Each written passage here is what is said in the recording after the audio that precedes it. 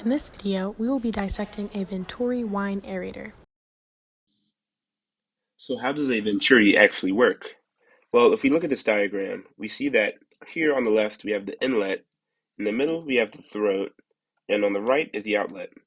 So if we look here at the inlet, we see that these streamlines drawn here are relatively short, and we also see that the distance between them is relatively small. And that tells us that since the streamlines are shorter, that the velocity of the fluid coming into the Venturi is low. And since these streamlines are close together, right, the pressure of the fluid coming into the Venturi is high. And then as we go along the Venturi, we see that also the cross-sectional area of it decreases. And we can see that here as well with these streamlines because the streamlines are getting longer gradually, and also the distance between the streamlines is getting farther apart, which tells us that the pressure must be decreasing. And once again, since these streamlines are getting longer, the velocity is increasing. And then until we get to the throat, which is where we see here that the velocity is at its highest and the pressure is at its lowest here in the throat. And how do we know that? Well, we know that because if we do a control volume analysis, then we know that negative rho is equal, that we know that negative rho U1 A1 is equal to rho U2 A2. And if we rearrange this, we see that U2 is proportional to U1 times A1 over A2.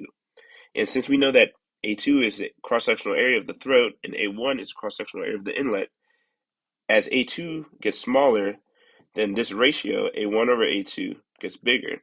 Thus, U2 will increase, meaning that since A2 is the smallest cross-sectional area, that means U2, or U high right here, will be the highest velocity in the Venturi. What about pressure? Well, Bernoulli's principle tells us this, right? And we can find the difference, we can find any pressure difference in this Venturi if we just here cross out these terms right here, rho, g, h terms, since in this case, in our situation, in a Venturi, the height is negligible. We see that the pressure difference P1 minus P2 is equal to 1/2 rho U2 squared minus U1 squared, which is basically the difference in velocity at the throat and from the velocity at the inlet. And we know that if this pressure difference P1 minus P2 is great enough, then the pressure here, P low, will be low enough to where if we have an atmospheric pressure on the outside of this Venturi, and there is also a hole right here in this point in the Venturi, then that would allow atmospheric pressure air to enter the Venturi and mix with the fluid that's already rushing through the Venturi. And in our case, with the wine aerator, this would be wine and air mixing together in the Venturi to where you will eventually have water and air coming out of the Venturi, which we observed. Here we see the Venturi in action.